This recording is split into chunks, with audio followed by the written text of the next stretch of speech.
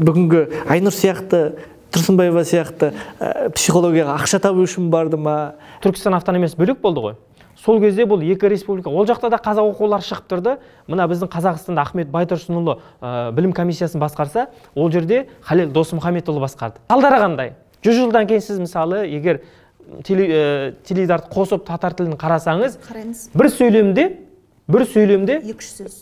Кемінде 3 сөз татарша болса, қалған 3 сөзі орыс тілінде. Дәл осы дүниені естігенде кәдімгі көзіме жас алғым келіп отыр. Біздің бүгінгі алаштықтарға қарыз, біз өмірімізбен қарызбыз. Біз өмірімізді тігіп қойсақ, ұлтымызбен біз өмірімізді тігіп қойсақ, олардың алдындағы қарызын өтей алмаймыз. 20 жылдығында қимайды, бірақ бүгінгі тірі тұлғаның 85 жылдығында 80 миллион қияды. Кім? Мен олардың талантына, дарынына таласпаймын, бірақ мынандай тұлғаны сырып қойып. Қайырлы күн баршаларыңызға. Қазбілім ТВ YouTube каналының көрермендері.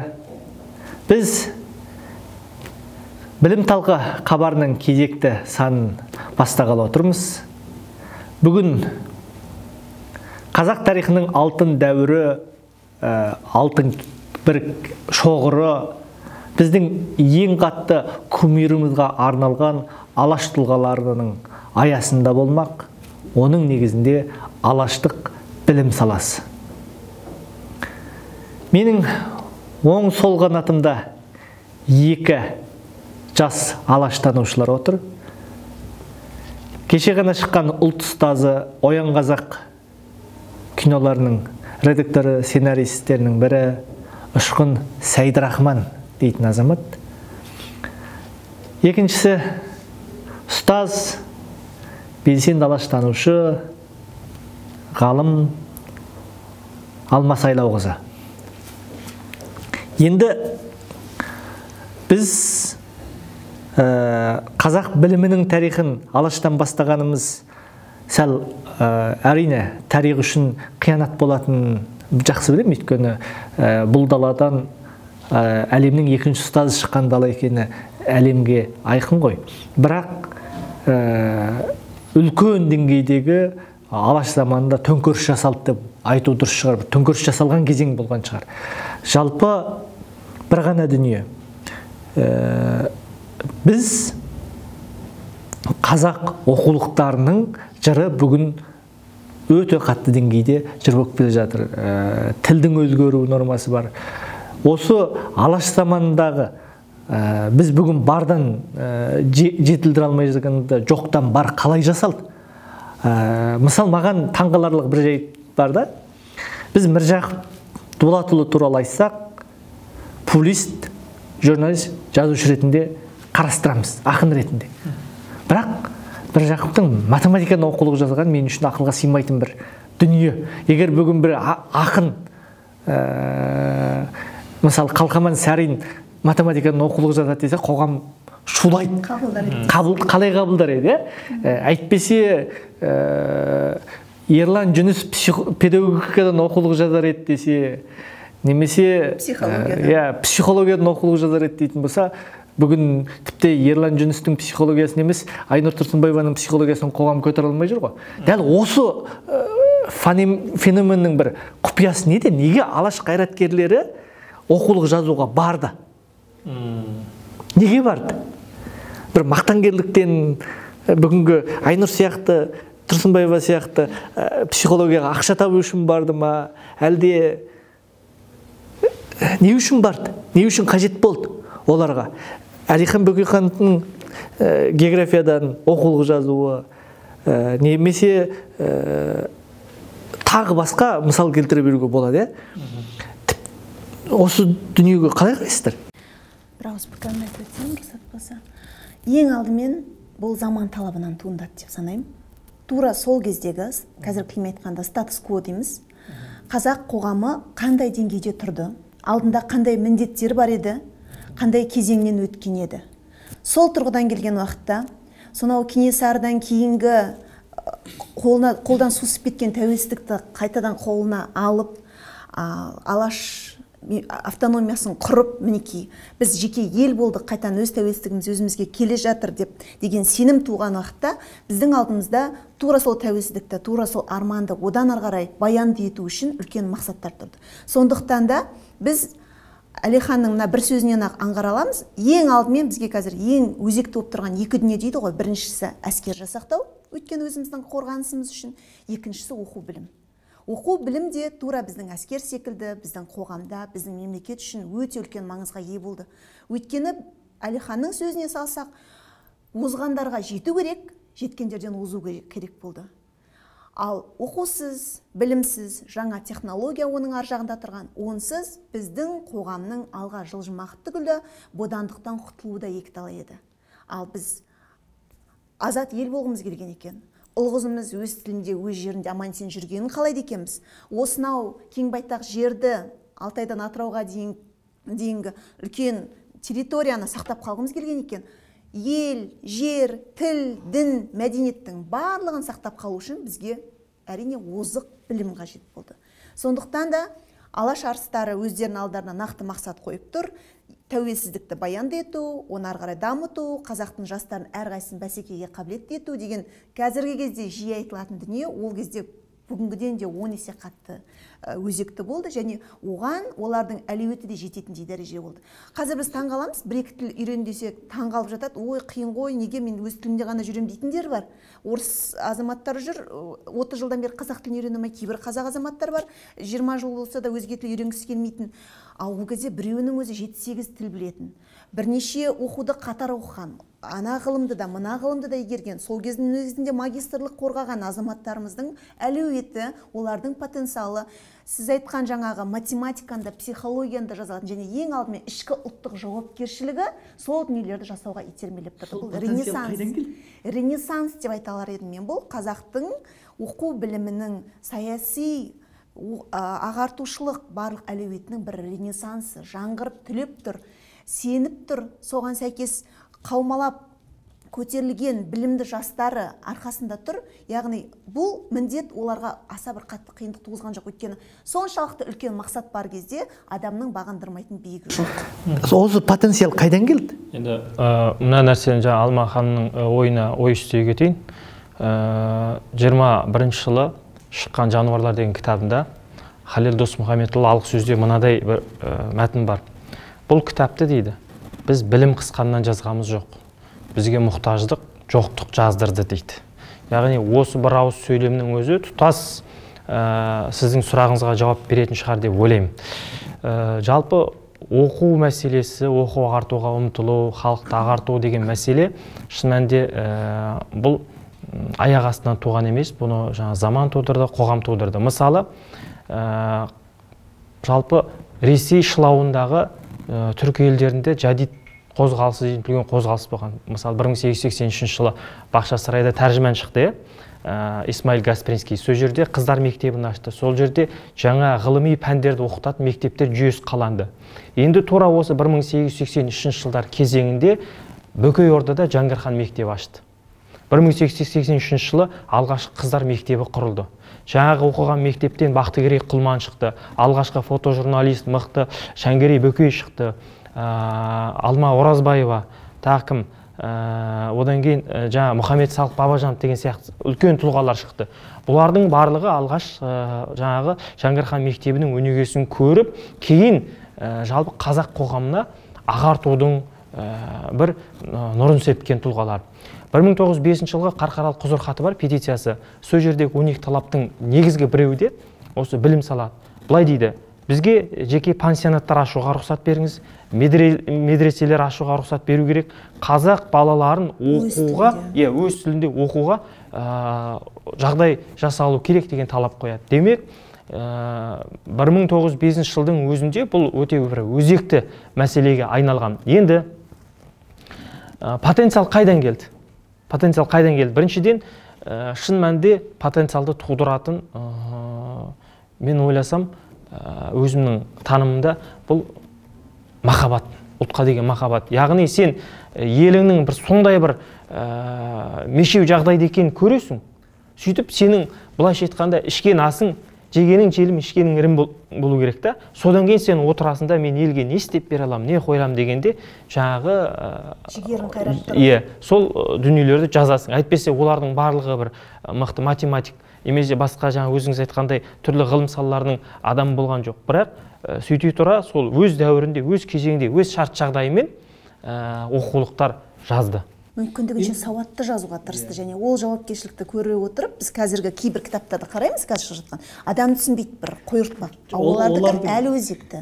Бір немнесе бүгінгі тілдік қойыртпалыққа байланысты менің ойым былай да, олардың тіл біліміне деген сауаттылығы соншалық болды да, қазіргі мысалы менің әріптестерім мысалы химиктер, тілдік сауаты болмағандықтан көп аудармаға келген кезде, басқа келген кезде тосылады да, оларда ондай тосылу болмайды, сөз жасамды бәрі меңгерді деген бір ой бар да.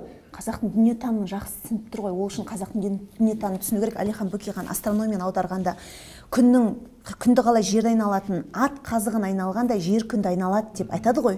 Яғни ішкі әлемнен дүниетанымды ескере отырып, соны ғылыммен үндестіргенде әр қазақ баласы түсінетіндей туынды жаза білген. Өте бір өзекті дүние да, өйткені ғылым өмірден алшақтаған сайын түсініксіз болады, өмірге жақындаған сайын түсінікті бола бастайды. Ол ғылымның негізгі ұғымы да. Енді потенциал деген дүниені неге қозғап отыр? Мен бұл алаш қайраткерлерінің ар жағын айтқызғым келіп отыр. Сіз бір ғана тарабын айтқан сияқтысыз.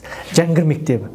Жәңгір мектебінен басқа Торғай даласындағы Алтынсарин мектебі, біз алаштың тарихының ізімен ғой, мына жерде батыс алаштықтар, одан кейін Торғайдағы, кешегі ахаңдардың, жахаңдардың ар жағы, сосын кейін Баянауыл. Баянауылдағы Мәшһүр Жүсіп.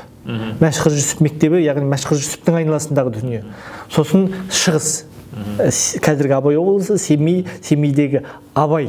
Одан беректегі мысалы Жетісудағы Мамания мектебін қосып кетейік. Жетісудағы Мамания, яғни осы 5 мектептің айналасындағы дүние қалай әсер етті? Осы ар жақтағы алғышарт қаншалық алғышарт бола алды? Осының тарихын кішкене аштық. Өйткені біз мектепке байланысты. Ашыласыздар ма кішкене? Жақсы, енді мысалы нақты маған мынандай дүние керек болып жатыр. Оқырман, көрермен білсін да, жалпы бізде Жәңгір десе негативті тұлға. Қан емессің, қасқырсың, қасалбасты басқұрсыңнан басталады. Мен осы жерде осыны ой күшті. Жәңгірден кім шықты? Ал Алтынсарин деген бір бізде ашылмаған тұлға деп айтқым келеді. Алтынсарин туралы да шоқындырған мектеп деген әңгімелер бар. Егер менің бір өкінішім бар, Алтынсарин сияқты Абай мектеп ашқан болса деген үлкен дауға қалған сөзім бар. Мәшһүр Жүсіп осы дүниелерді, бағанағы Мамания мектептері, Алтынсарин мектептері сияқты, егер Абайда мектеп ашып, тек қана шәкірт емес, мектеп ашып тәрбиелеген болса, Абайда мүмкіндік бар еді. Құнанбайдың байлығы, алаш қайраткерлерінің шоғыры басқа болар ма еді? Осы мектептерді жеке-жеке талдап беріңіздерші кішкене. Енді қараңыз, біз қалай қаламайық, кеңес кезеңінде зерттеулерде кеңестік реңк басым болды. Жаңа өзіңіз айтқан Жәңгір хан туралы, хан емессің, мысалы Махамбетті көтеру мақсатында Махамбеттің таптық қайраткер ретіндегі рөлін көрсету үшін Жәңгір ханды байшыл, буржуазияшыл, жаңа тағы соның қарсы тұлғасы ретінде жек көрінішті етті. Бірақ Жәңгір ханның өзі былай қарасаңыз, жаңа мектеп ашқаннан бөлек аптека ашатыны бар, өзі Қазан университетінің құрмет профессоры болғаны бар, өзі жаңа бүткіл Бөкей ордасына жаңалықтарды әкелем деп еңбек еткені бар. Сол мектепті мен сізге айтайын, сол бір ғана мектепті, қыздар мектебін ол 10 жыл хат жазып әрең ашқан. Ол ашу бір бөлек. Бірақ 1883 жыл ашылатын болса, оның алдында ол 10 жыл хат жазған. Бұны біз білмейміз. Енді көрдіңіз ба? Мысалы, Ыбырайдың өзін, мысалы, кеңес кезеңде зерттеулерде оны көбіне мынау кедей табының жоқшысы жаңағы деп айтады. Соның салдарынан, мысалы, келі балалар оқулықта мысалы бізге белгілі бір тармағы түсіп қалған. Бір Аллаға сыйынып келі балалар оқыған көңіл ықыласпен тоғылық дейді. Немесе оның жаңағы мен жерлеген кезде жаназамды жаңа пәленше молда шығарсын дейтін сөзі. Бұның барлығы оның мына ұлттық ділден ажырамай, соның негізінде қазақ балаларын ағартуға үгіттеген. Мысалы, Ыбырайдың мектебінен шыққан осы Торғайда үлкен кім дегендер бар? Бесеуде кейін үлкен қайраткер болды. Байғұрин. Мысалы, солар бесеуі де кейін мұғалім болды, сол Ыбырайдың мектебінен шыққан тұлғалар. Одан бөлек мына кімнің Мамания мектебін айтатын болсақ, бір Ыбырай мектебі туралы бір біз ақаңдарды, жақындарды Ыбырай мектебінің заңды жалғас әйтпесе деп есептеуге болады.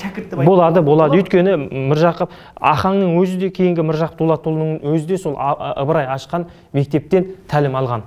Сондықтан оның заңды жалғасы, өйткені қараңыз, Әлихан Бөкейханның айтаты бар ғой. Сен Ахмет Байтұрсынұлына айтатыны бар. Сен Ыбырай туралы жаз дейді. Егер Ыбырай сенің заманыңда туса, дәл сендей болар еді, сен Ыбырайдың уақытында тусаң, Ыбырайдың қызметін атқарар едің дейді. Енді бұдан артық қандай не керек? Сондықтан үндестік ол немесе 1909 жылы кімнің Әлихан Бөкейханның жаңағы Тұрағұлға барып, Абайдың кітабын шығарайық, өлеңдер жинағын шығарайық деп қайта қолқа салып, тіпті өзі түрмеде жатса да жаңағы сол Абайдың шығармаларын өңдеумен айналысуы, баспаға дайындаумен айналысу, бұл Әлихан бастаған алаш көсемдерінің Ыбырайдың тұлғасын, Абай тұлғасын және тағы басқа да тұлғалардың рөлін жақсы бағалаған, сезінген, білген, солардың өз күрестерін, яғни өзінің әрекеттерін солардың жалғасы деп ұқты. Жетісудағы Маманияны алсақ та, ол жерде мысалы бертінгі Ілияс Жансүгірдің өзі, мына оқу комиссары болған Ақтөбе университетінің негізін қалаған Біләл Сүлейдің өзі сол Мамания мектебінен шықты. Былай қарасаңыз, оның барлығы жер-жерде құрылған осындай мектептер алаш буынын дайындады. Алаш буынынан кейінгі кеңестік кезеңде қызмет еткен ұлттық буынды дайындап кеткен мектептер. Мысалы, Жаңғырхан жаңағы алашқа дейінгі буынды сөйтіп кезең-кезең ретмен атқарады. Енді осындай қайнар бұлақтан жайлап бері қарай кейін тыныс ашылып кеткен өзен секілді болды ғой. Анау қайнар бұлағы жаңағы біздің алғашқы Мамания мектебі, басқа Ыбырай Алтынсариннің, Абайлардың бері құрған мектебінен бері қарай туындаған уақытта енді алаштықтар не қосамыз, заманауи не қосамыз деген үлкен мәселені алдарына қойды. Бұл жағынан алғанда біз білеміз, ұшқында сол саланың зерттеушісі, мынау Жапонияның үлгісі, Мейдзи реставрациясы, олар қалай сонау артта қалған, дамымай қалған, халқының тек жоғары касталар ғана білім алып, оның өзінде 50% ұлдар, 15% қыздар ғана жоғары кастадан қалған төменгі тап мүлдем сауатсыз болған кейіннен қалай мына дәрежеге шықты деп зерттеген уақытта, олардың алдында мінекей жаңа ғана тіптен ұзақ жыл өткен жоқ, 30-40 жыл, 50 жыл бұрын ғана өткен Жапонияның мысалында олар білімге бірінші реформа жасағанына көздері жетеді. Мәселен, Францияның білім жүйесін алып келген, Американың оқу бағдарламасын алып келеді, Америка құрама штаттарының теорияны Германиядан алады. Солайша өздеріндегі білім беру орта білімді 95%-ға жеткізген уақытта, олар өздерінің алдарына қойған үлкен империяға айналамыз деген дүниеге 20 жыл, 30 жылдың ішінде тез жеткенін көреді. Яғни, біз қаншалықты оқшауланып, біліміміз, өз сорпамыз өзімізде қайнап, сол бар нәрсеге қанағат қылып, сол сауатсыздықпен жүре берсек, біз жай ғана жұтылып кетіп, мүлдем ұлт ретінде, мемлекет ретінде жер бетінде жойылу, яғни өлім мен өмірдің мәселесі тұрған уақытта, олар ұзақ ойланатын мүмкіндігі болған жоқ. Тез арада мектеп ашу керек, мектеп ашу үшін оған оқу құралы керек, оқу құралына өзіміздің ұлттық мектеп даму үшін өз тілімізде кітаптар жазуымыз қажет деп алдарына шарт қояды. Енді осы жағынан келген уақытта да мынандай дүние бағанағы Алтынсариннен кезінде Қазан қаласына хат жазып, бізге балаларына қазақ баласына ғылымды химияны, физиканы оқытайық деген хаттар туралы біз кімнің Дархан Әбдіктің Ұстаз деректі фильмінен біраз хабардар болдық. Осы дүниеде бағанағы мен ғылымға қаттырақ мән бергім келіп отыр. Мысалы, біреуінің химиядан, біреуінің физикадан, мысалы тіпті Мұхтар Әуезовтің аспан денелері туралы жазуы білім қайдан келді деген сұрақ. Бұл негізі менің ойымша қанымызда да бар деп ойлаймын. Өйткені синкреттік өнер деген ұғым бізге жат емес. Бір адамның өзі әрі жыршы, әрі жырау, аспапты да ойнайтын, адамды емдей алатын. Мәселен, 6-7 қасиет, 8 қырлы, 1 сырлы деген қазақта тегін айтылмаған ғой. Жалпы біздің өзіміздің антропологиялық ерекшелік па, жоға деп мынау жер бедеріндегі орналасқан өзіміздің территориялық ерекшелік па, синкреттік өнер бұрыннан болған. Енді оған әдемі саф білімді қосқан уақытта, оған ұлтқа деген сүйіспеншілікті және мемлекет алдындағы үлкен жауапкершілікті қосқан уақытта, қаласын қаламасын одан бір үлкен, жаңа Гумилевтің айтқандай ренессанстық, жаңа Гумилевтің сөзі бар ғой, қалай айтатын еді, адамның бойында ерекше қабілеттерді көтеретін қасиет оянады да, содан кейін барып сол кітаптар жазуға, меніңше ол таң қалатындай дүние емес. Олардың тура сол позициясынан қарайтын болсақ, олар үшін заңдылық болды. Және оның басында жүйелеп, сен мынаны жаза аласың, сен мынаған қабілеттісің деп айтып отырған жаңағы серкелері тұрса. Бізде қазір егер мысалы бір физик өлең жазады десе таңғаламыз ғой біз. Қазір бір физик өлең жазады десе біз таңғалатын қоғамда өмір сүріп жатырмыз. Бірақ пассионарлық, жаңа Гумилев айтқандай, олар пассионар тұлғалар деп санаймын. Сондықтан да олардың алдындағы сіз бағана ұлттық мектеп туралы айтқанда мен қозғалып тақырыпты басқаға айтып кету керек болды. Ұлттық мектеп туралы айтқан кезде, қазақ тіліндегі дүниелерді дайындау туралы айтқан кезде, өткен жылы бәріміздің санамызға бір найзағайдай шаншылған оқиға болды. Орыс сыныбына ашпасаң Путинге айтамын деген оқиға, иә. Сол оқиғадан кейін екеуміз бір сөйлескенде ұшқын, сен айтқаның, бұл бір ғасырдан бергі тірлік қой, біз 16 жылы алаштықтар бұл дүниеден өтіп тастаған деп. Осы оқиға 16 жыл, яғни 1916 жылы Путинге айтам деген оқиға сияқты, Ленинге айтам деген. Енді біз осы жерде бірден сөзімнің басын біз алаш қайраткеріне осы 37-29-да құрбан болған өзінің өмірін мен біздің бүгінгі күнімізде әкелген алаш қайраткеріне біз мәңгі борыштарымыз деп айтқым келеді. Неге екенін қазір айтайын, сабақтайын. Жаңа Жапония дегенге бір ой үстей кетейін. 18 жылы мысалы жаңа Абай журналында Мұхтардың өзі Жапония деген мақала жазады.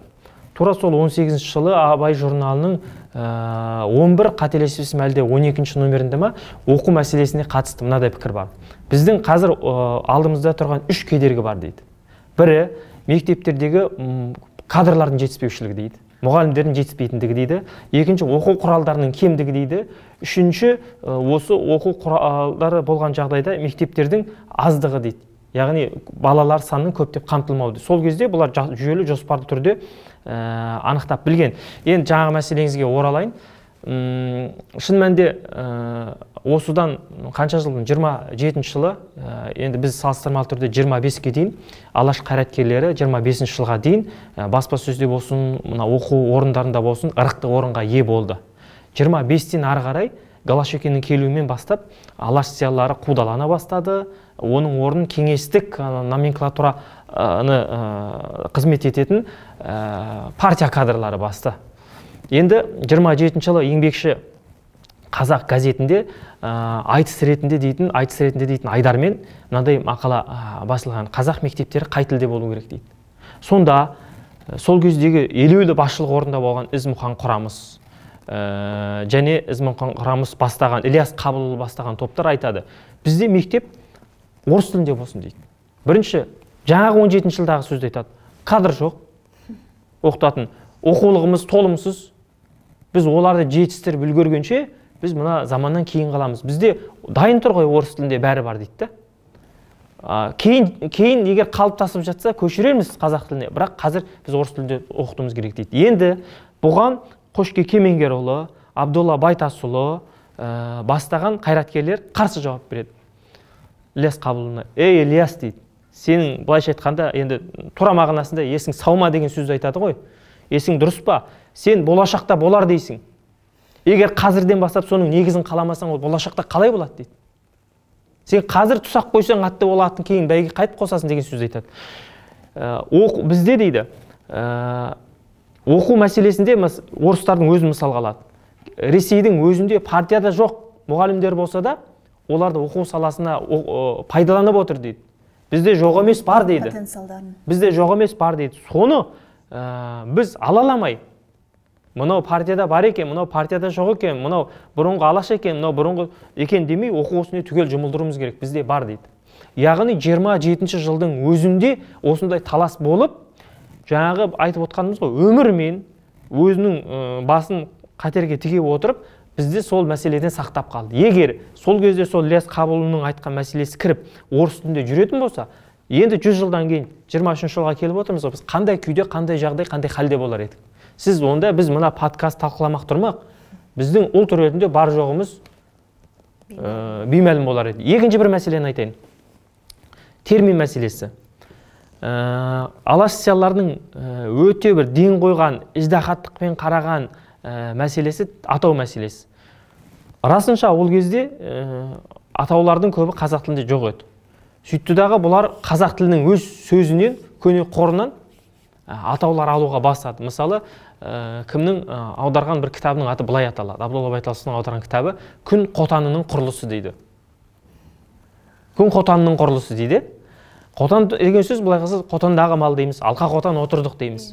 Енді қараңыз, бұл біз қазір күн жүйесіндегі деп аламыз. Күн жүйесінің құрылысы деп аламыз. Күн жүйесінің құрылысы деп аламыз. Егер сол қотан деген сөз неге ілікке жарап қазіргіден қолданғанда, бірінші қотан деген сөздің өзін тірілтіп алар едік. Және оның әдемі бір үйлесімін тапқан болар еді. Сондықтан қысқартып айтайын дегенім, әрбір сөзінде бұлар қазақы баламасын, қазақы тура соған сәйкес келетін терминдер табуға тырысты. Және мына 25 жылға дейін Ташкент Республика Түркістан автономиясы бөлек болды ғой. Сол кезде бұл екі республика, ол жақта да қазақ оқулары шығып тұрды. Мына біздің Қазақстанда Ахмет Байтұрсынұлы білім комиссиясын басқарса, ол жерде Халел Досмұхамедұлы басқарды. Сонда екеуі салыстырып отыр. Мысалы, Түркістан Ташкенттегі терминде былай алыныпты, бізге былай алыныпты. Екеуін біріктіруіміз керек деп, сол кездің өзінде осындай күрестер жүрді. Енді қараңыз. Сонымен бір мезетте татарлардың да, немесе башқұрттардың да оқулықтары аударылып жатты. Олар да әрекет жасап жатты. Бірақ олардың ұтылған тұсы не? Олардың тілі басында біздікінен жақсы еді ғой. Есіңізде ме, Ашқан? Олардың деңгейі 1905-7 жылдары олардың кітаптары да башқұрт тіліндегі, татар тіліндегі жалпы әлеуетте бізден жақсы. Бізден өте жоғары болған. Газеттер көп болған. Ноғай тілінің өзі бізден жақсы. Енді қараңыз, олардың қателескен мәселесі, олар кейбір атауларды, терминдерді сол күйі орыс тілінде қабылдады. Орыс тіліндегі нұсқамен алды. Енді салдары қандай? 100 жылдан кейін сіз мысалы, егер теледидарды қосып татар тілін қарасаңыз, бір сөйлемде 2-3 сөз. Кемінде 3 сөз татарша болса, қалған 3 сөзі орыс тілінде. Былайша айтқанда шұбар тіл. Балалар ертегісінің өзі сондай. Шұбар тіл. Дәл осы дүниені естігенде кәдімгі көзіме жас алғым келіп отыр. Біздің бүгінгі алаштықтарға қарыз, біз өмірімізбен қарызбыз. Біз өмірімізді тігіп қойсақ, ұлтымызбен біз өмірімізді тігіп қойсақ, олардың алдындағы қарызын өтей алмаймыз. Енді осы жерде бір нақты көрерменге түсінікті болу үшін бағанағы екі комиссия туралы бір нақты ақпарат болса, мысалы Ахмет Байтұрсынов бастаған білім комиссиясының құрамында кім не істейді? 17 жылы 2-ші съезде, 17 жылы Орынборда өткен желтоқсанда жалпы қазақ 2-ші құрылтайында осы мәселе құрылды, көтерілді. Сонда Ахмет Байтұрсынұлы білім 5 адамнан құрам тапты. Ахмет Байтұрсынұлы, Телжан Шонанұлы, Мағжан Жұмабай, Елдес Омар және Биахмет Сәрсен. Осы 5 адам білім комиссиясында болды. Енді мына қызықты қараңыз. 21-ші жылы кеңестік автономия, қазақ кеңестік автономиясы құрылған кезде қайтып айналып осы 5 адам сол комиссияда болды. Яғни өзгерген жоқ. Енді 21-ші жылы Ахмет Байтұрсынұлының білім комиссиясына келген кездегі ең бір қолға алған шаруасы Еңбек туы газетінде жазылады, Ұшқын Еңбек туы газетінде. Осы оқулықтар шығару. Арнайы мәжіліс құрадтағы жаңағы айтқан Мағжанға сен пәленшен жаз. Нақты аттарын атап. Ол Мәннан Тұрғанбай, Мағжан Жұмабай, Хайреттин Болғанбай, Сейіт Баттал Мұстафа, тағы кім? Елдес Омар, Мұхтар Әуез, кім? Назип Ақұлжан, осы кісілерге нақты берілген тапсырма. Және қызығы Ғұмар Қарашта бар. Және бір қызығы ол мә жаздың болды шығара береміз деген жоқ. Мысалы, Сейіт Баттал мен Ғұмар Қараштың 2 кітабы өтпей қалған. Стандартқа сай емес. Иә, мына талапқа сай емес, біз басуға жарамайды деп. Және күмән келтіреді. Мына қызық оқысаңыз, мына Ғұмар Қараштыңкі деп беріліпті, бұл осы Ғұмар Қараштікі емес-ау. Ғұмар Қараш бұдан әлдеқайда жүрдек жорға жазса керек еді, мына кітапқа біз күмән келтіреміз деп, жаңа кітап қабылдамаған. Сейіт Батталдың Алтын Ордасы ғой деймін, қателеспесем, бір кітабы өтпеген. Және ең баса назар аударатын тағы бір тұс, Ахмет Байтұрсынұлы мынау төте жазуды барынша емлеге ыңғайлап, өзіміздің қазақ тілін арғарай тағы да 100 жыл қиналмай жұрт қолдана алатын және оқи алатын жеңіл, әдемі, көркем тіл болып қалу үшін біраз еңбек жасап реформа жасайды ғой біздің емлемізге. Сол кезде оған башқұрттарда, татарларда кейбіреу сын көзбен қарайды. Қарсы болады әуелі тіпті. Қарсы болады. Сол өзіміздің қазақтардың өзі, өзінің сол шәкірттерінің кейбіреуінің өзі қарсы болады. Сол кезде ол өзінің өміршеңдігін дәлелдеп қана қоймай, өзге жаңа биология, тәнтану, жаңа анатомиялардың барлығына негіз қылып береді. Мысалға, жаңа біздің көсемше, есімшелерден жасуша деген басқа да сөздердің, яғни тілтанымдық термин жасауда да сол Ахмет бастап берген үлкен формулалармен, алгоритмдермен бірізділік сақталып қана қоймай, өзіміздің ұлттық тілдік ерекшелігіміз сақталып, жаңаша жаңару процесіне енеді. Қазір есіме түсіп отыр, мысалы астрономия дейміз ғой біз, соны көк ғылымы деген екен. Көк ғылымы. Көк деген әуе ғой. Көк ғылымы деймін. Қазір есіме түсіп отыр. Ондай көп енді. Ар жағында көк бөрі бар, көк ұлы бар. Шіркін білім академиясына, бүгінгі Алтын Сарин атындағы білім академиясына осындай деңгейдегі бір ойлары келіп туса, біздің тіліміз қалай неғылар еді деп ойлаймын. Өйткені қазір шыны керек терминді аудармай қолдану деген кәдімгі үлкен дертке айналып кетті ғой. Иә. Оның салдарын сөзіңіз бөліп жібердім. Оның салдарын қазір байқамайсыз. Оның салдары 40-50 жылдан кейін анық көрінеді. Жоқ, қазір көрінген сияқты. Өйткені біз қазақ тіліндегіні қазақ тіліне аударатын қауымға айналып кетті. Біз қазақшаны қазақшаға аударып жүрміз қазір. Біз қазір егер тура осыны дұрыс жолға қоймасақ, жөнге келтіре алмасақ, мына татарлардың кезінде жасаған, татар ұлтының зиялыларының кезінде жасаған қателігін біз қайталаймыз. Енді бір осы оқулық тұрғысынан тағы мен бір оқулыққа өте қатты көзім түсті да. Ол Телжан Чонанұлының орысқа қазақша үйреткіш деген оқулығы. Енді мен біраз әдебиетке, тарихқа қызығатын адам ретінде бір қарасам, өзін отарлап отырған, яғни біз айтсақ, құл мен қожайын деп айтсаң, енді ауырлау тілмен айтқанда, құл мен қожайын деп айтқанда, құл өзінің тілін қожайынына үйрен деп кітап жазып беретін амбиция, осы ол бізден басқа ешкімде жоқ бір сынбаған рухты көрсетіп тұр ғой. Сұмдық сияқты да бір. Өзіңнің қожайыныңа біз қазір қазаққа қазақша үйрете алмай жүрміз ғой. Ол заманда өзін отарлап отырған ұлтқа сен менің тілімді үйрет деген мінез қайдан шықты? Осы Әлиханның айтып отырған мінез осы ма? Енді қараңыз, осы жерден бір не есіме түсіп отыр. Мына 29 жылға дейін анық газеттерді ақтарып отырсаңыз, ескі газеттерді, кеңселерде қазақ тілін жүргізу дейтін бір айдарлар бар. Ол 25 жылы, 26 жылға өте көп болады да, енді 27-28-ге сирексей береді, бірақ бар. Іскерлік қазақ тілі ғой. Иә, кеңселерді қазақ. Ол кезіндегі кеңес үкіметінің мына ар жағында Ахмет Байтұрсынұлдары негіз болып қабылданған шешім қарар. Бұл қарарды негізге алаттағы кеңселердегі жаңағы мына кеңсе айталық, мысалы, мына жерде мынау сөйлемей жатыр, мына хатқа жауап қайтарылмады, мына жерде мынандай болды деп газет бетінде аламыштап жаңағымен күрескен. Күрес сол кезде басталған. Қазір бұл мына күресіміз соның бір тарих қайталанады дейміз ғой, соның тағы бір көрінісі. Енді бұл жерде біз ұтылуға болмайды. Бізде жаңа мемлекеттік мекемелерде қазақ тілдерін, кеңселерде қазақ тілін түбегейлі іске асыру керек. 30 жылда біз егер сен өз кеңсеңде қазақ тілін жүргізуді іске асыра алмасаң, бүгінгі қазақ тілінің бағанағы табиғаты өзгеріп кету мәселесі. Сосын бағанағы мінез жетіспей тұрған сияқты, орысқа қазақ тілін үйреткіш деген кітап жазып беру үшін қандай мінез болу керек? Сенің қожайыныңа егер тәуелсіздік заманда біз орысқа қазақ сыныбына балаңды бер деудің орнына қазаққа қазақ сыныбына балаңды бер деудің өзі кәдімгі мемлекет қорқатын ұлтшылдық деңгейі болып тұр да. Андағы ұлтшылдықты мен елестете алмай отырмын да. Менің бір ғана сұрағым, осы мінез бүгін қайда деген сұрақ, немесе осы мінез қайдан алды? Ол мінез әлде бар деп ойлаймын. Бірақ әрине ұзақ жыл отарланғаннан кейін тәуелсіздік алған уақытта әлі өзінің тәуелсіз екендігін сезінбеген, санасы құл күйінде қалып қойған, бірақ өзі білімді адамдар олардан қайран күтіп қажет емес деп ойлаймын. Жаңа мына ұрпақ келіп жатыр қазір, тәуелсіздікте туып өскен, өзінің ана сүтіне тойып өскен, ана тілінің қадірін білетін ұрпақтың ішінде ондай бар, бірақ енді оған мүмкіндік қашан беріледі, қаншалықты дәрежеде беріліп жатыр, ол екінші мәселе. Ең қызығы, біз кейбір өзіміздің қандастарымызды өз тілімізге қайтара алмай, неге балаңды орыс сыныбына бересің, орыс балабақшасына бересің деп жүрген уақытта, өзге ұлт өкілдерінің қазақ тіліне деген бетбұрысы ерекше дәл қазіргі уақытта. Мен соны қазір байқаймын, мойындасақ та мойындамасақ та бұл факт. Сонда бізде мынау бар ғой, орыс білген істейді, қазақ көрген істейді деген бір әзіл мақал бар ғой. Мүмкін олардың бері қарай көп қайтып жатқанын көрген уақытта біздің де ұлттық жаңғыруымыз, санамыздың жаңғыруы сол кезде тезірек жылдамырақ жүретін шығар.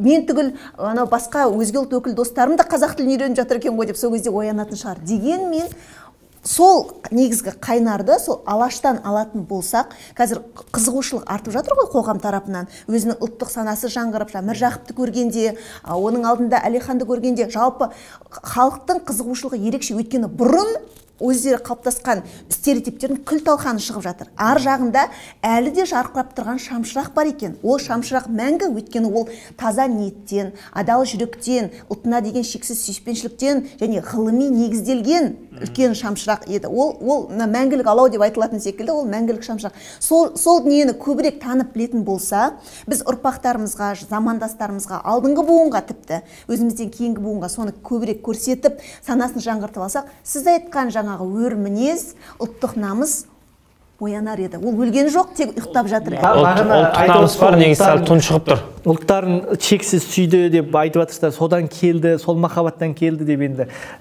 бұл жерде бір нәрсені айтқым келіп отыр. Бүгінгі күнмен салыстырғым келіп отыр да. Біз бір ғасыр өткенмен, мен бір ғасырдан тым өзгермеген сияқты бір күйді кешіп отырмын. Өйткені сол мектеп қай тілде болу керек деген мәселе, тілдік мәселе, ділдік мәселе, оқулық мәселесі, сол мәселеде ештеме өзгерген жоқ. Өкінішке орай, ол кезде аналар тәуелсіз емес кезде соны жасай алды, біз тәуелсіз кезде соны жасай алмай отырмыз. Олар бірақ сол заман ұлтшылдан қорықса, қазіргі заманда ұлтшылдан қорқып отыр да, екеуі бір өзгермеген бір көңіл күйде отырмын да. Енді мендегі сұрақ мынау да. Бүгін Facebook әлеуметтік желісіне неме бір осы ел қатты қолданатын әлеуметтік желіге қарасаң, бәрі сүйеді, бәрі жылап отырады, бәрі бағанағылар сияқты біздің ұлтымыздың кемдігі мынау деп көлдей қылып жазып отырады. Бірақ бәрі жылап отырады. Ештеме жоқ деп жылайтындардың қатарын толтырғым келмейтін, мен бір күйге өткем қазір. Өзім жазғым келіп көп нәрсе. Біз неге сол заманда жазалды, бүгінгі күнні неғып жылап отыр? Бәрі біледі екен ғой, бәрі ұлтын сүйеді екен. Фейсбукқа қарасаң, неге бүгін жоқ? Шер шығару бір басқа да, әрекет ету тағы бір басқа болып тұр ғой енді. Бұл көп жазылатын себеп ол шерін шығарғысы келеді, бірақ әрекетке баратын адамдар санаулы ғой. Жанкештілік жетіспей ме? Жанкештілік те жетіспейді, енді қалай айтсақ болады. Бұл жерде бір салғырттық та бар шығар, бойда немқұрайлық та бар шығар. Кім кінәлі?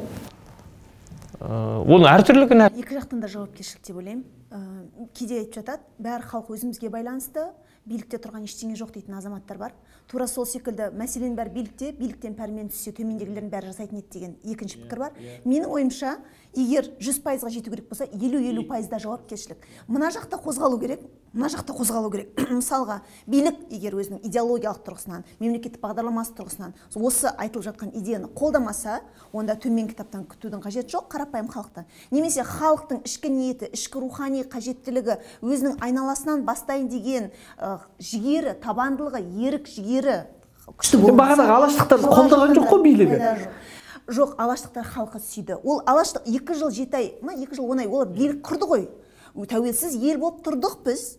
Бізді шетел басқа тіптен халықаралық байланыс түзе бастадық.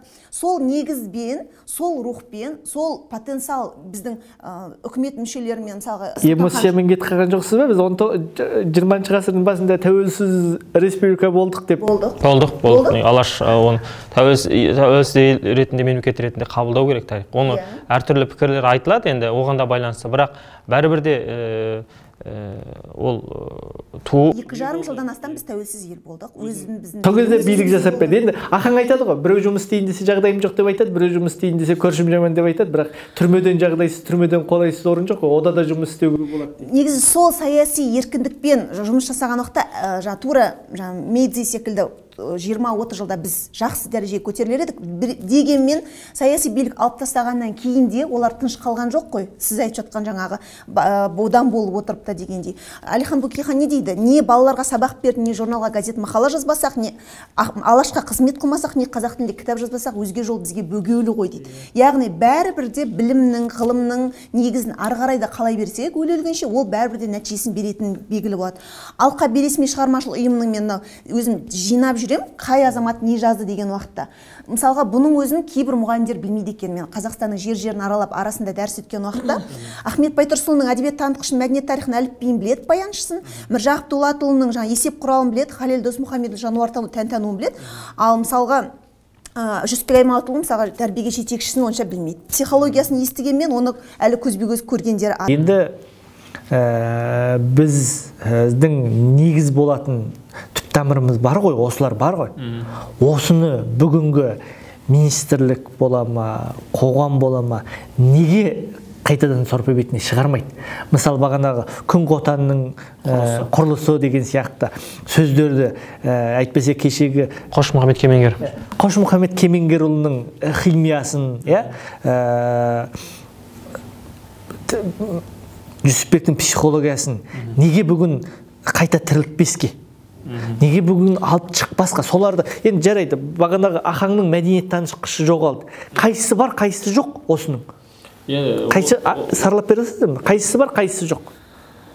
Бұл әлі көбі жарыққа шыққан жоқ. Жарыққа шыққан сол тек қана кімнің 5 томдық еңбегінде Міржақып Дулатұлының жаңа еңбектері жинақталды. Ахмет Байтұрсынұлының енді биыл тағы да жаңаланып көп томдық шығып жатыр. Оның ішінде еңбектері бар. Мысалы, 12-ші жылмен 29 жылға дейін 48 рет, бір Ахмет Байтұрсынұлының өзі 48 рет жаңа еңбектер қайталанып шыққан, жарыққа шыққан. Ол кісінің еңбектері бар. Әлиханның жазған, Әлихан Бөкейханның еңбектері көп томдығында бар. Енді көрдіңіз бе, қалған дүниелер, мысалы Жүсіпбек Басығарин, мысалы Мағжанның әрбірден кейін несін білеміз де, педагогикасын, басқа еңбектері бар. 25-ші жыл шыққан, мысалы, мектепте ана тілін үйрету деген еңбектері бар. Бұлар әлі, мысалы, бұлардың әлі жарыққа шыққан жоқ. Енді бұның ұзын ырғасы бір қоссақ, бір 100-ге жетіп қалатын еңбектер 30 жылдықта, енді бұл жағы неге де сын шығар, біздің ғылымымызға да, тіптеп келген өзімізге де сын шығар, бұл оқулықтар әлі шығара алмай жатырмыз. Енді шығара алмайтын себебі бар, мен сізге айтайын. Бұның барлығын өз мойныма алмайын. Мысалы қараңыз, мысалы сол Абдолла Байтасұлының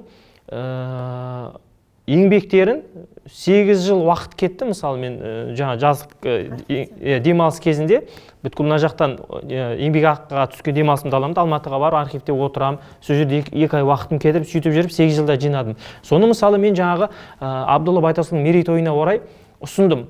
Жаңағы әлеуметтік маңызы бар әдебиет түрлерін шығаруға бағдарламаға ұсындым. Бірақ өкініштісі өткен жоқ.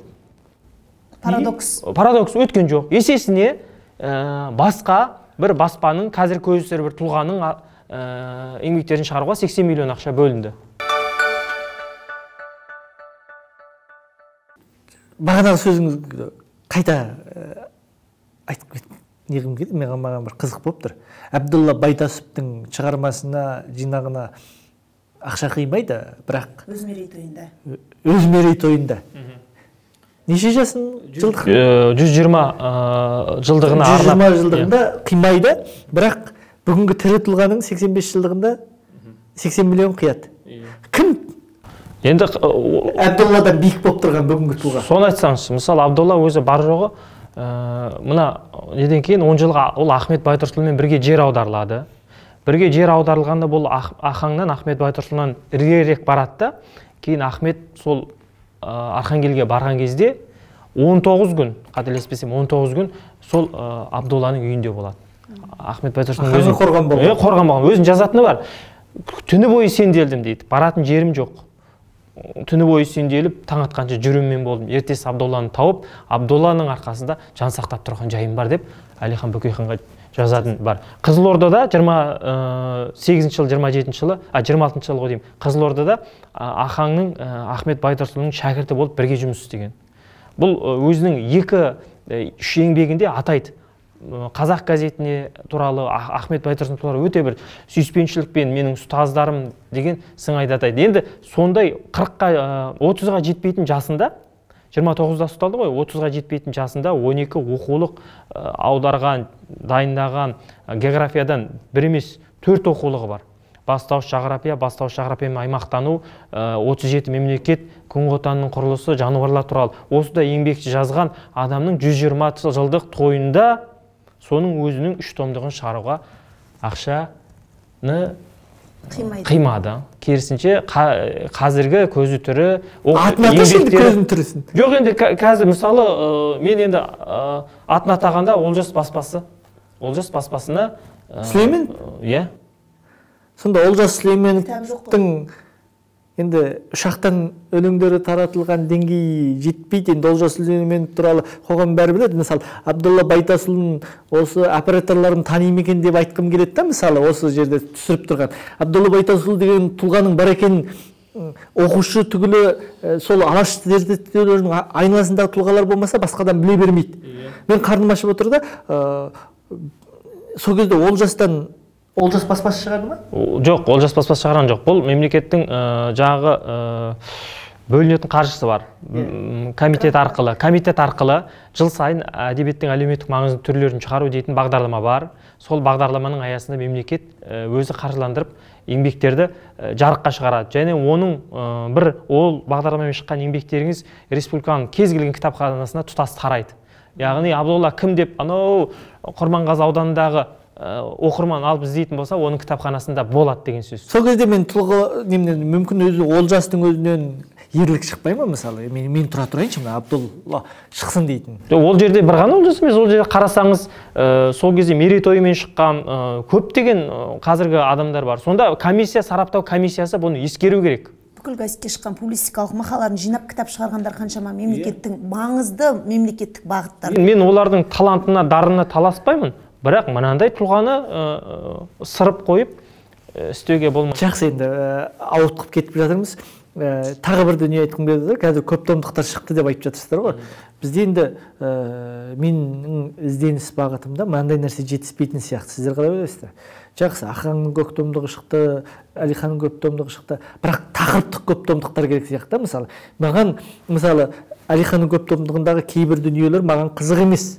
Мен зерттеу бағытында сол үшін 15 томды мен Әлиханның бүкіл 15 томды қотақ шыққан. Ол айтқаныңыз дұрыс. Маған мысалы педагогикалық бағыттағы бағанағы мектепке бағытталған енді біріншісі сол сол тұлғалардың жеке еңбектерін жинақтап алғаннан кейін, толыққан жинақтап алғаннан кейін, жаңа сіз айтқан келесі екінші процесс басталады. Ол ғылым сияқты. Одан кейін бірінші қадам. Одан кейін сіз анасынан суырып алып, міне мынанікі барлығын топтастырасыз да, Алаштың жалпы педагогикалық бағыттағы көзқарасы қалай болды, мысалы дін туралы көзқарасы қалай болды деген мәселені сіз барлығын жинақтағаннан кейін тұтас көрінетін картина болды. Немесе бір адамның бір сөзімен, контексттен алынған бір сөйлеммен ол көзқарас қалыптаспайды, ол керісінше сыңар жақ болады. Енді сөздің қорытынды ұғымына келе жатырмыз. Мен бір дүниемен қорытындылағым келді. Бағанағы бір ғасырдан бері өзгермеген сияқтымыз деген ұғымға тағы бір келіп қорытындылағым келіп тұр. Ахаңның бір мақаласы бар, білім жарысы деген. Өздеріңіз жақсы білесіздер, иә? Бұл қазақ той деп шашты, өлім деп шашты, бұл қазақ білім деп қашан шашар екен дейді. Өзгерді ма сол қазақ? Қиын сұрақ, иә? Жалпы бағанағыдан кейін білім деп шашпай. Жалпы әлі сол бойкөздік бар бойда. Бойкөздік әлі бар. Ол күнделікті мысалы болмайтын саммиттерді өткізіп жатқан мемлекеттен де бар, ол жеке тұлғадан да бар. Мысалы біз қауғаланып, қарызданып жүріп тойды өткізуіміз мүмкін ұят болады деген, сөгет деген сияқты. Мемлекетте де солай бір керексіз, қажет емес. Мысалы Финляндия жаңағы неден әлем чемпионатынан бас тартты деп отыр ғой. Норвегия олимпиададан бас тартты. Мысалы хоккейден ақша жоқ деп, бөлінген қаржы жоқ. Ал біз соған өтініш бердік. Сонда міне біздің ақшамыз асып тасып тұр ма, немесе бұл қажет емес, қажетсіз шығындарды қысқарту керек. Оның орнына сен салынбай жатқан қазір 3 ауысымдағы мектеп бар ма? Бар. 2 ауысымдағы мектеп бар ма? Соның санын азайт. Тым болмаса басқа нәрсе сал, оқу орталықтарын сал, ғылым ғимаратын сал, оқушылар дайындайтын. Көп қой облыстарда ондай әлі ашылмаған.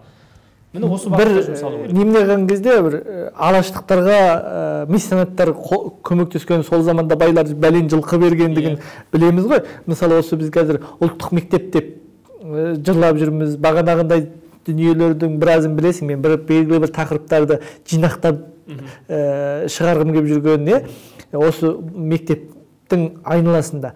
Бүгінгі қоғамда ағылшындардың мектеп ашып жатқанын, қазақ елінен орыстардың келіп жекеменшік мектеп ашып жатқанын білемін да. Бірақ біздің байлар сол әлі спортшыларға ақша төгіп, әлі сол әншілерге, құншыларға ақша төгіп, мені өзімнің екі әріптестерім ренжімесін, миллиондап, триллиондап айтысқа төгіп, мысалы, керек шығар. Бірақ бірінші тірлігі мен 10-шы тірлігін шатыстырған деген, сондай бір қоғамда сияқтымыз. Қазақта сөз бар ғой, приоритет деген. Қазақта емес қой, жалпы приоритет деген сөз. Сол приоритетті дұрыс қоя білсек, және ол жауапкершілікті жаңа Абдолла Байтасұлының өз мерейтойында кітап шығарған дұрыс па, жоқ миллионыншы рет шығып жатқан Олжас Сүлейменовтің кітабын шығару керек па деген приоритетті дұрыс қоя білетін жауапты адамдардың ішінде сол жауапкершілік күшті болса, қарапайым адамдардың ішінде де өзінің айналасындағы өлімге, той-томалаққа шашыла бермей, білімге бірінші кезек қоя беретін, тағы да айтып өтем, екі тараптан да сол приоритетті дұрыс қоя білгенде көп мәселе өз-өзінен шешілер еді. Білім саласында да басқа салада. Бірақ әлі күнге дейін бәрібір де бірінші кезекте тұрған мәселе білім мен ғылым саласы. Өйткені біз саяси еркін боламыз десек те, экономикалық еркін боламыз десек те, барлық жағының негізі білім. Білімді болмайынша, заманнан қалмай, озық технологиямен қаруланбайынша, біздің бұл әләуләлім, хәләуләлімен өтетін күніміз алысқа бармайды, оның болашағы жоқ. Алаштың танушы, Алаш арманымен үндесуші тұлғаларсыздар ғой. Бүгінгі қазақ қоғамына қандай өзгеріс керек? Бүгінгі қазақ билігіне қандай өзгеріс керек? Осы тек арғы саяси мәселеге емес, осы білім тұрғысынан, тәрбие тұрғысынан бір өздеріңіздің қысқа нұсқа сөздеріңізбен қорытындыласақ. Жалпы білімге қатысты болсын, басқаға қатысты болсын, әр қазақ өзін жауапкермін деп сезіну керек қой. Мұхтар Мағауиннің шығарма жазатында өзінің серті бар дейді. Осыны мен жазбасам ешкім жазбайды, осыны мен істемесем басқа қазақ істемейді деп. Сол сияқты әр қазақ өзіне сондай жауапкершілік алу керек. Осыны мен істемесем басқа ешкім істемейді деген. Сонда тұтас қоғам оңалады деп ойлаймын. Мен болмасам кім деген ұран дейсіз ғой.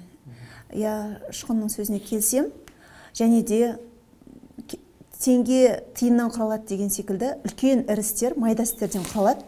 Ата-аналар, мектептегі мұғалімдер өздерінің білім беруші ретіндегі, баласын тәрбиелеуші азамат ретіндегі жауапкершілігімен қоса өздері де ізденсе, ескі білімнің, ескі стереотиптердің шырмауында қалып қоймай, енді көктеп келе жатқан кішкентай баланың бойында ұлтына, жеріне, әлемге деген жауапкершілік пен сүйіспеншілікті оята білсе, және де соларды оятам деп жүріп, өздерінде деңгейін көтерсе, біздің қоғамда бір нәрсе өзгеру мүмкін деп үміттенемін. Мен жастарға сенемін деп Мағжан Жұмабаев айтқандай, біздің қоғамға қараған уақытта біздің балаларымыздың қоғамы жақсырақ болады ғой деп үміттенемін. Соны жақсы қылу үшін өзіміздің шама шарқымыз келгенше әр азамат үлесін қосса. Мағжан жастарға сеніп кетті, Назарбаев жастарға сеніп кетті. Енді Алмалы Сайлауқызының жастарға қашан келеді күтейік па? Жоқ, мен жастарым бар, алдымда студенттерім бар, өз балаларым бар. Мен мысалға солар менікіне қарағанда тағы күтпей Мағжан сенген жастарға сіз де сенген жастар әлі сеніп жүрміз. Және сол жастардың сенімін ақтаймыз. Жалпы қызық қой, Абайдың сөзімен түйіндегім келіп отыр. Сенде бір керпіш дүниеге кетігін таптап барғалан дейді ғой. Білім саласы, бұл ұлттық білім саласы бір кетік сияқты. Біз Алаш қаласының негізіндегі, Алаш білім саласының негізіндегі бір ұлттық білім саласын орнына нүктесін қоя алсақ, онда біздің ұлтымыздың отары көп болатын еді деп ойлаймын. Бүгін бір керемет ақпараттар бергендеріңіз үшін шын жүректен алғысымды білдіремін. Себебі бүгінде Алашты өзінің пиарына қолданатындар, Алашты өзінің сөзінде ғана қолданатындар көп, бірақ бағанағындай бір Абдолла Байтасұлының бәлен шығармасын 8 жыл жинайтын қайраткерлер кемде кем, Алаштың ұрпағын тәрбиелейтін шәкірт боламын, ұстаз боламын деп белсенетіндер кемде кем. Сондықтан ісімен дәлелдеп жүрген азамат ретінде алдағы болашақтан үлкен үміт күтеміз. Мен жастарға сенемін, бірақ қорқамын. Сау болыңыздар.